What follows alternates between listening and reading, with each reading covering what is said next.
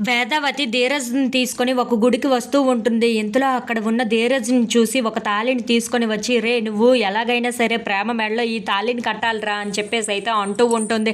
ఆ మాటలు వినగానే అక్కడ ఉన్న ధీరజ్ అయితే ఒక్కసారిగా షాక్ అయిపోయి, "ఏం మాట్లాడుతున్నావమ్మా నువ్వు?" అని చెప్పేసైతే అడుగుతూ ఉంటాడు. ఇంతలో అక్కడ ఉన్న వాళ్ళ అమ్మ మాత్రం, "అవునురా! దీనికి పరిష్కారం ఇదొక్కటే కనిపిస్తుంది. మరింక ఏమీ కనిపించటం లేదు. ఎలాగైనా సరే పోలీసుల నుండి కాపాడాలి అని అంటే ప్రేమని, నువ్వు ఎలాగైనా సరే ప్రేమని పెళ్లి చేసుకోవాలి" అని చెప్పేసైతే అంటూ ఉంటుంది.